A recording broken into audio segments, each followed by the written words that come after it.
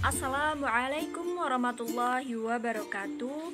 Alhamdulillahirrabbilalamin. Wabihi nasta'in wa ala umuri dunya waddin. Assalatu wassalamu ala asrafil anbiya'i wal mursalin Sayyidina Muhammadin wa ala alihi wa sahbihi ajmain, amma ba'du. Apa kabar anak-anak ibu yang solih dan solihah? Alhamdulillah baik ya, dan semoga senantiasa dilindungi oleh Allah Subhanahu wa ta'ala. Ibu tebak pasti kalian bingung nih sama ibu. Ibu ini tuh siapa? Dari mana? Kok bisa tiba-tiba ngajar di Google Classroom gitu? Pasti kalian bingung kan? Benar tidak? Ya, jadi sebelum menonton video pembelajaran ini, ibu ingin memperkenalkan diri ibu terlebih dahulu. Ada pepatah yang mengatakan bahwa tak kenal maka tak sayang. Maka mohon izin untuk memperkenalkan diri ibu. Nama ibu Widya Hastuti. Kalian bisa memanggil dengan sebutan Ibu Widya. Jadi ibu merupakan peserta PPL dari UIN Raden Intan Lampung pada jurusan Pendidikan Agama Islam. Nah, pada PPL kali ini ibu ditempatkan di sekolah kalian, alhamdulillah di MTS Al Muhajirin Panjang. Nah, anak-anak yang ibu sayangi, untuk beberapa minggu ke depan ibu akan mengampu kalian pada mata pelajaran Akidah Akhlak kelas 7, yakni 71, 72, dan 73. Ibu berharap sekali dengan kalian untuk saling bekerja sama. Pun kita masih dalam pembelajaran melalui daring, tetapi tidak menyulutkan semangat kita untuk terus belajar. Di sini ibu sebagai fasilitator kalian sudah membuat video pembelajaran yang insya Allah ilmunya atau materi-materinya bisa menambah wawasan untuk kalian semua. Disimak ya nak videonya sampai habis, karena di dalam video tersebut ada tugas yang harus kalian kerjakan dan kumpulkan. Tetap semangat dalam belajar. Simak video berikut ini.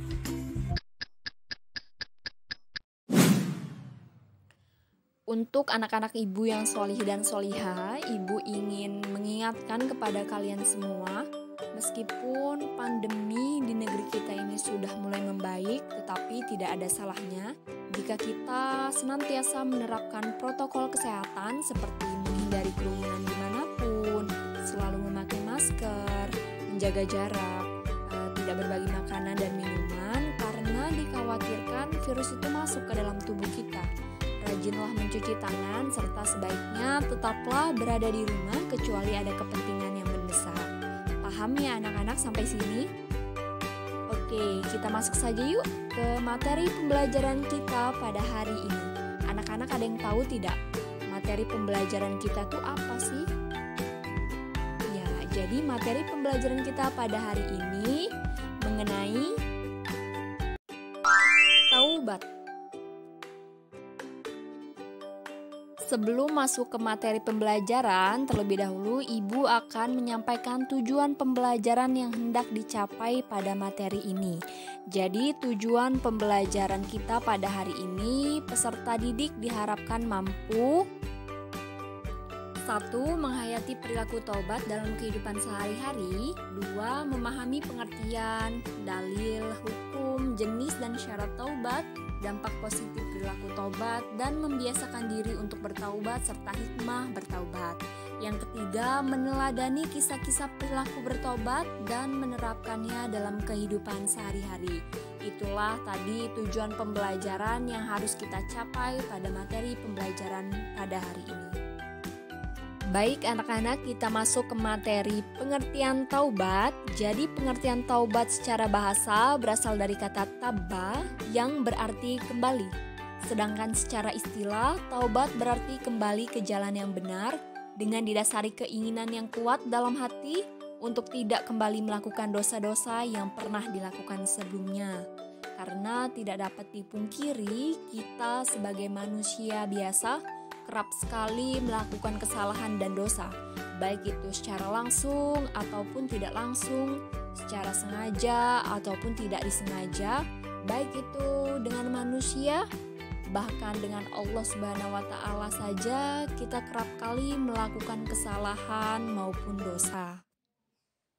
Dalil tentang taubat salah satunya terdapat di dalam Quran surat An-Nasr ayat 3 yang berbunyi fasabbih bihamdi rabbika wastaghfir innahu kana tawwaba. Artinya, maka bertasbihlah dengan memuji Tuhanmu dan mohonlah ampun kepadanya. Sesungguhnya Dia adalah Maha Penerima taubat. Sedangkan hadis tentang taubat berbunyi at-taibu minad dambi kaman la dambalah. Artinya orang yang bertaubat dari dosa seperti orang yang tidak punya dosa. Hadis riwayat Tabrani.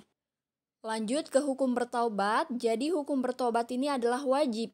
Hal ini sesuai dengan firman Allah Subhanahu wa taala, "Wahai orang-orang yang beriman dan bertaubatlah kepada Allah dengan taubat yang sungguh-sungguh." Quran surat At-Tahrim ayat 8. Jenis dan syarat taubat. A. Taubat menyangkut dosa terhadap Allah. Imam Nawawi mengatakan bahwa ada 3 syarat dalam melaksanakan taubat terhadap Allah, yaitu 1. Meninggalkan perilaku dosa itu sendiri. 2. Menyesali perbuatan maksiat yang telah dilakukan. Yang ketiga, berniat tidak melakukannya lagi selamanya. Apabila tidak terpenuhi ketiga syarat di atas, maka tidak sah taubatnya. B. Taubat menyangkut dosa terhadap sesama manusia. 1. Meninggalkan perilaku dosa itu sendiri. 2. Menyesali perbuatan maksiat yang telah dilakukan. 3. Berniat tidak melakukannya lagi selamanya. 4. Membebaskan diri dari hak manusia yang dizolimi dengan cara sebagai berikut. A.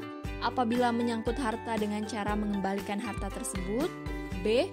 Apabila menyangkut non-materi seperti memfitnah, menggunjing atau gibah dan lain-lain, maka hendaknya meminta maaf kepada yang bersangkutan. Baik anak-anak, di sini ada 6 gambar. Jadi gambar-gambar itu merupakan perilaku yang menimbulkan dosa, baik itu terhadap manusia maupun terhadap Allah Subhanahu wa taala. Bisa kalian lihat gambar di sebelah kanan.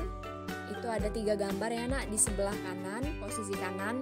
Itu adalah perilaku yang menimbulkan kesalahan atau dosa terhadap manusia, bahkan kaitannya dengan Allah Subhanahu wa taala, seperti mencuri, gibah, dan berkelahi. Sedangkan yang sebelah kiri, gambar yang sebelah kiri kalian bisa lihat, nah itu kaitannya itu hanya dengan Allah Subhanahu wa taala, dosa yang dilakukannya, seperti menyembah berhala, lalu melakukan ritual, lalu percaya terhadap peramal. Nah, itu tidak boleh ya nak, tidak boleh kita tiru. Kemudian ada dosa yang tidak diampuni oleh Allah Subhanahu wa taala. Dosa apakah itu? Mari kita simak di penjelasan Quran surat An-Nisa ayat 48 yang berbunyi A'udzu billahi minasy syaithanir rajim. Bismillahirrahmanirrahim. Innallaha la yaghfiru an yushraka bihi wa yaghfiru ma duna zalika liman yasha. Wa man yushrik billahi faqad iftara isman azima. Artinya, sesungguhnya Allah tidak akan mengampuni dosa karena mempersekutukannya atau syirik, dan Dia mengampuni apa dosa yang selain syirik itu bagi siapa yang Dia kehendaki. Barang siapa mempersekutukan Allah, maka sungguh Dia telah berbuat dosa yang besar. Maha benar Allah dengan segala firman-Nya. Jadi, syirik adalah dosa yang tidak dapat diampuni oleh Allah Subhanahu wa taala. Lanjut ke materi selanjutnya, ada tingkatan taubat. Ada 4 tingkatan taubat. Yang pertama, seseorang yang bertaubat dan terus tetap bertaubat hingga akhir usianya. Yang kedua, orang yang bertaubat tetapi belum dapat melepaskan diri dari berbagai dosa yang menghinggapinya. Yang ketiga, seseorang yang bertaubat namun pada saat-saat tertentu ia dikalahkan oleh nafsu syahwatnya dengan beberapa macam kemaksiatan. Dan yang terakhir, Seorang yang bertaubat dengan waktu yang terbatas untuk selanjutnya, ia kembali menjerumuskan dirinya dalam berbagai perbuatan dosa. Na'udzubillahi min dzalik. Dampak positif perilaku bertaubat. Yang pertama ada bagi pelakunya sendiri, yang kedua ada bagi orang lain.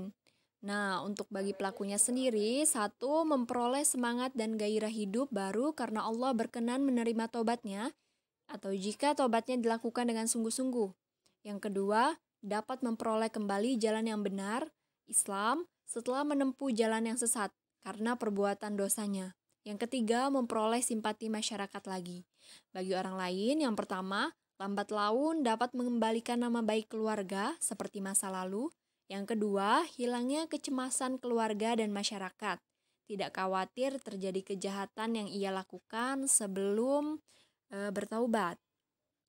Perilaku membiasakan diri bertaubat ada 5. 1. Tidak memandang remeh terhadap dosa sekecil apapun. 2.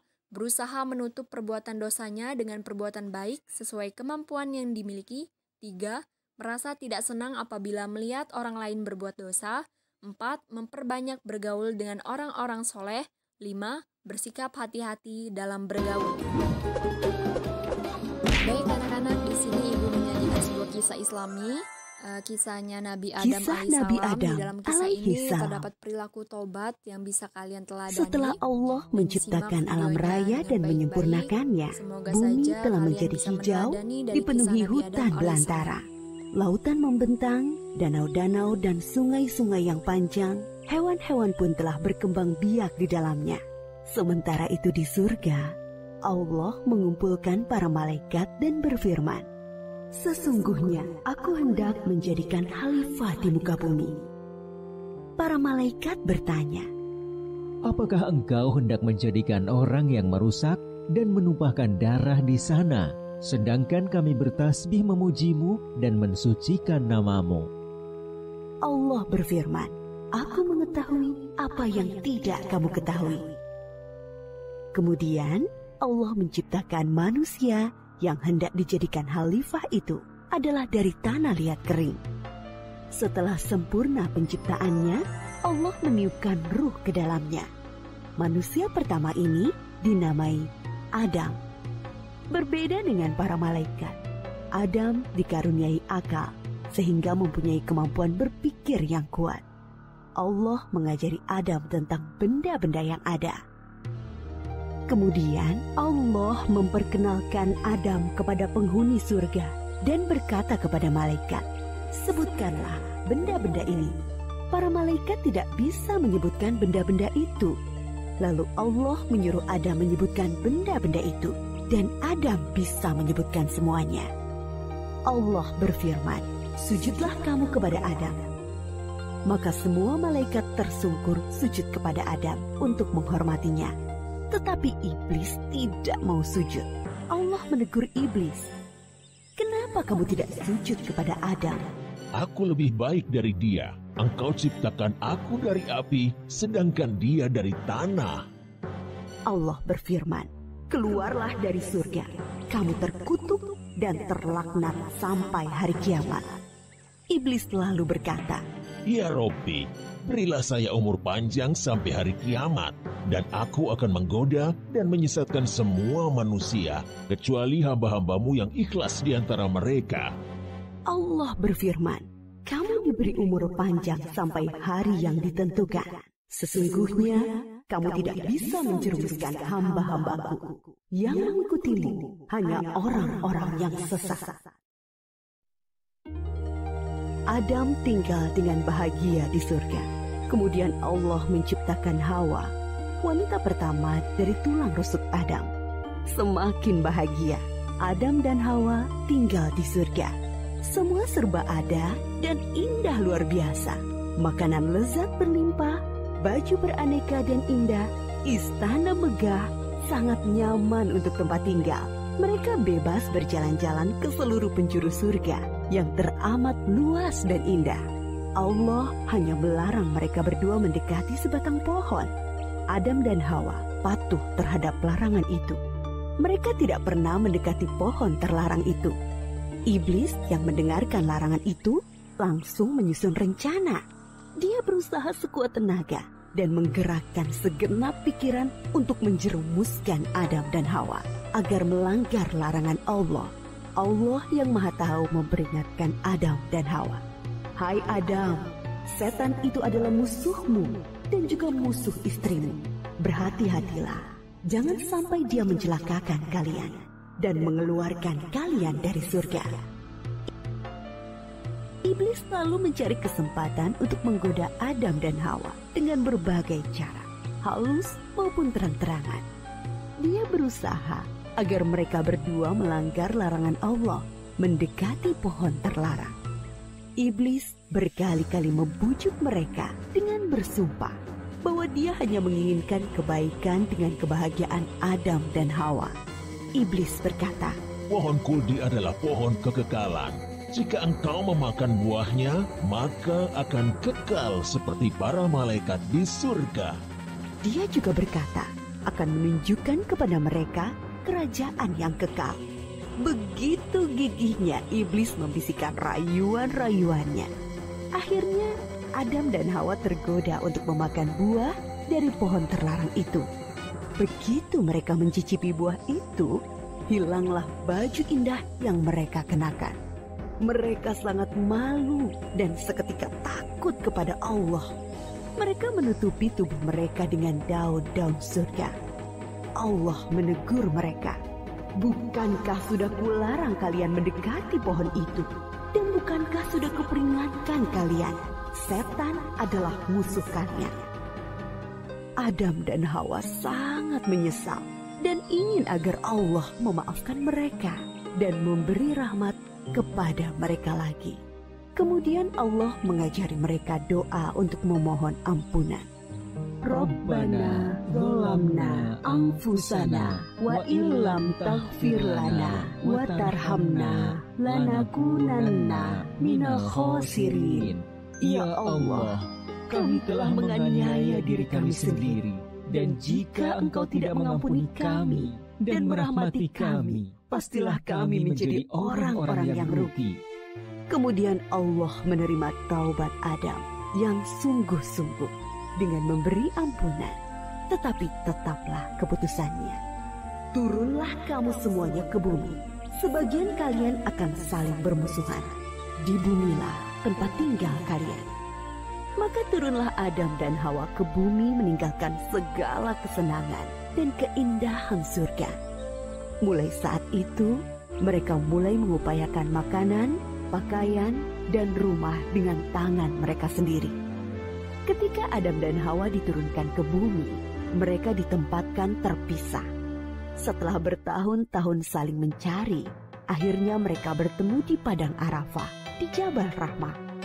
Mereka berdua bekerja keras dengan tenaga dan pikiran untuk membangun kehidupan di bumi dan terus tekun beribadah kepada Allah Subhanahu wa Ta'ala.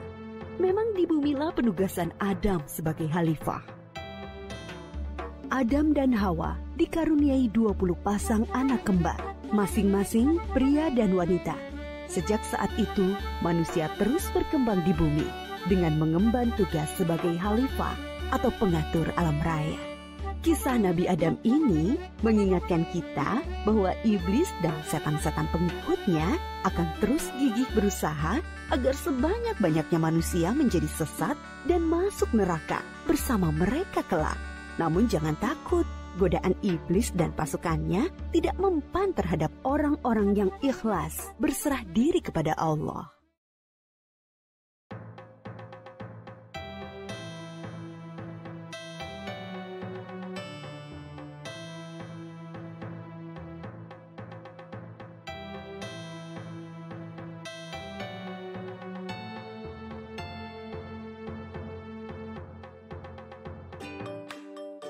Hikmah bertaubat: 1. Dicintai Allah Subhanahu wa Ta'ala, 2.